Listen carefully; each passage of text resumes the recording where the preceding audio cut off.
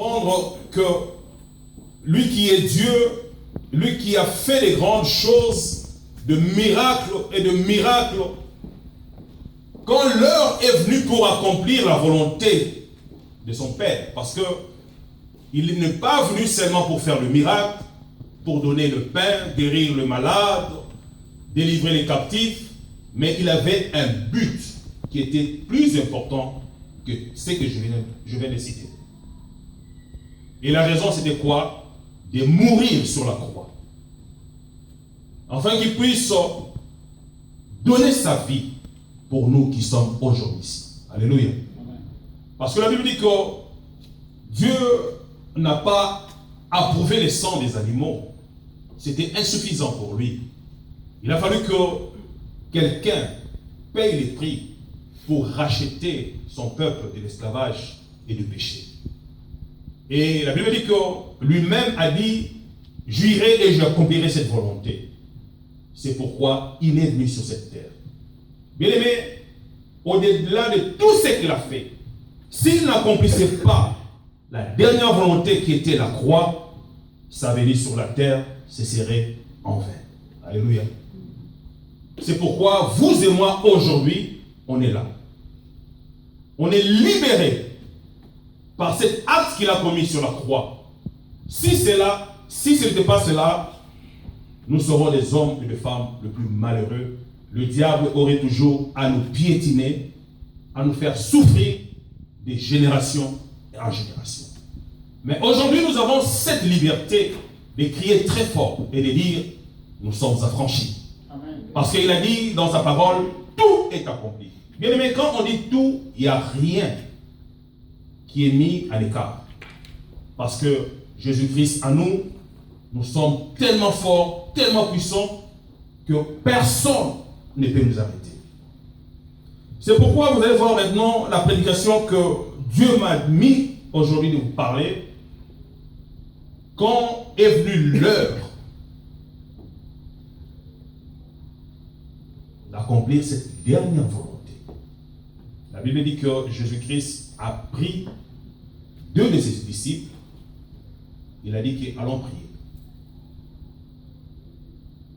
Bien aimé, il y a des fois, quand l'Église insiste sur la prière, nous savons le pourquoi. Parce que lui-même, qui est Dieu, Christ, avant d'accomplir la dernière volonté, il a voulu recourir à la prière. Alléluia. Et la Bible dit que quand il priait, il a eu de la tristesse et l'angoisse.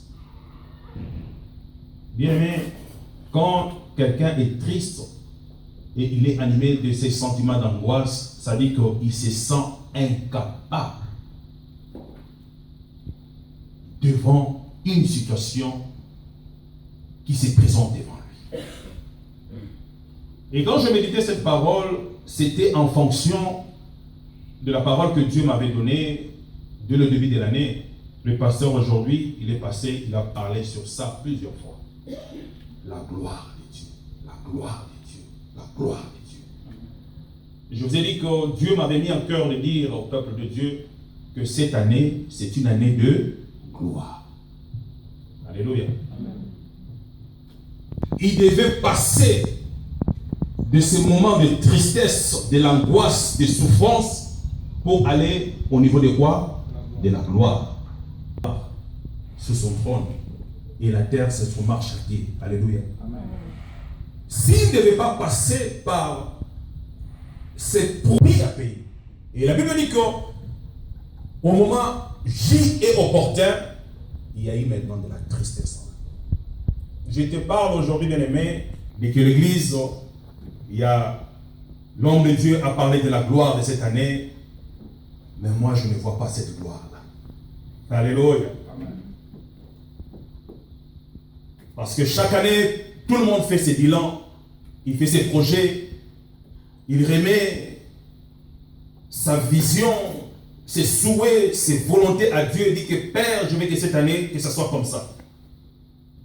Mais les années ont passé, les semaines ont passé, 2 mois ont passé, Maintenant, on a, je vois, des mois X temps vert. Alléluia.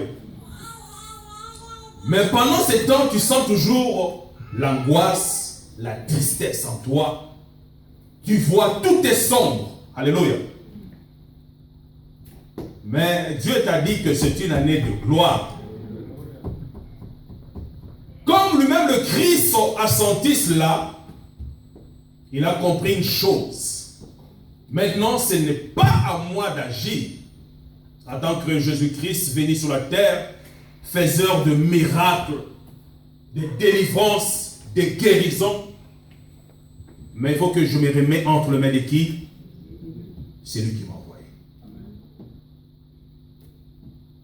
Et la Bible dit qu'il a dit, Père, si cela est possible que cette coupe s'éloigne de moi, mais que cela ne soit pas ma volonté à moi. Alléluia.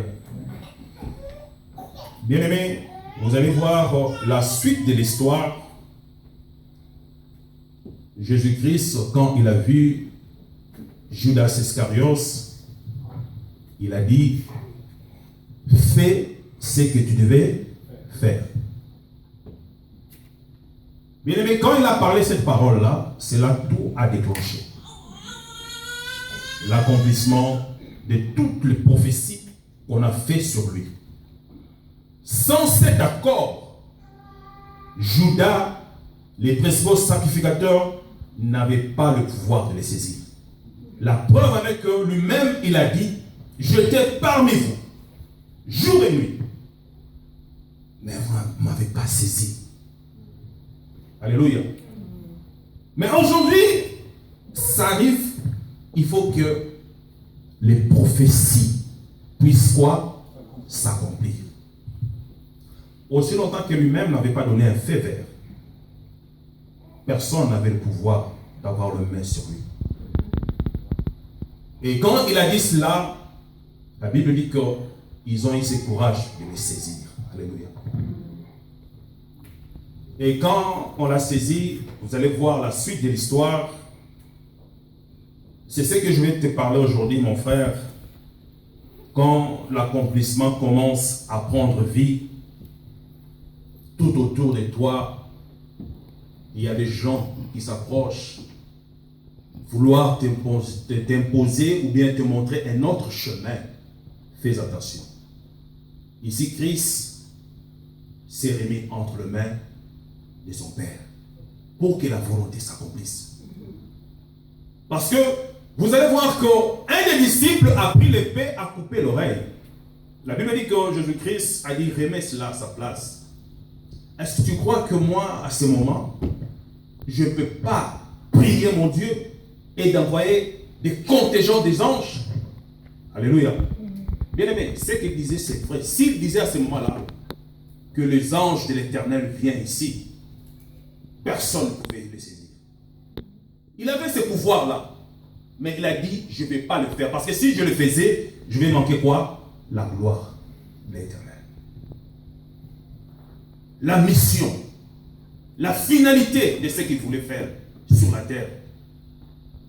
C'est-à-dire qu'il avait tout le pouvoir de s'opposer à cela. Parce qu'en lui, il avait la plénitude de Dieu. Mais il n'a pas voulu le faire. Il s'est laissé. En ce moment-là, lui s'est abaissé. Il a laissé que seule la volonté de Dieu s'accomplisse. Et ça ne s'est pas arrêté là. Vous allez voir même jusqu'à la croix. Les gens se moquaient de lui. Ils disaient, mais c'est celui-là, le faiseur de miracles. Mais c'est celui-là qui a ressuscité les morts. Les aveugles ont retrouvé la vue. Mais pourquoi lui-même, il ne se sauve pas? Alléluia. Il avait ce pouvoir-là. Mais sur la croix, il n'a pas voulu s'imposer à la volonté dernière et suprême de son Père. Il s'est laissé humilier, injurier sur la croix. Même les gens, peut-être qui ont bénéficié de ce que lui a fait en tant que Christ pendant ce temps, se sont retournés contre lui. Parce qu'il est devenu une occasion de spectacle. Parce que la Bible dit que maudit celui qui est pendu au bois. Merveille qu'il a fait. Mais la Bible dit qu'il s'est laissé à la volonté de son Père. C'est pourquoi, bien-aimé, je vais te dire cet après-midi une chose. Quand vous allez, lorsqu'on est en train de lire, je vous ai dit toujours de souligner là où on avait écrit qu'il faut que les Écritures s'accomplissent. Alléluia. Mais vous allez remarquer que tout celui qui était près de Christ, les principaux sacrificateurs, les disciples, même les brigands qui étaient à côté de lui là, parce qu'il y a les brigands aussi l'injuriaient. Tout le monde qui vivait pendant ce moment-là, personne n'avait cette idée et la conscience qu'il y a une parole qui a été écrite quelque part. Alléluia. Ça veut dire qu'il vivait le mouvement du réalité, des spectacles, de l'humiliation. Naturellement, pour eux, c'est ça la vie. Mais ils ont oublié que Christ, c'était la prophétie et qui s'accomplissait. Parce que s'ils avaient la connaissance pendant ces temps-là de la parole, ils devaient noter chaque pas, chaque chose qui se faisait, ça a déjà été écrit. Alléluia. Même Judas Iscariote lui-même, qui a pris ces 30 pièces-là, il ne savait pas que Jérémie l'avait déjà écrit. Alléluia.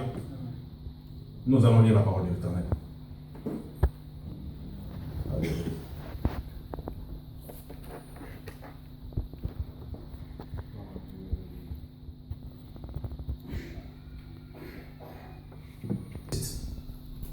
Nous allons lire à partir du verset 3 jusqu'à 10. Voici ce que la parole de Dieu nous dit.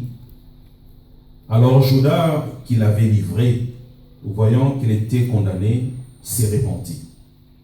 Et il rapporta les 30 pièces d'argent aux principaux sacrificateurs et les anciens.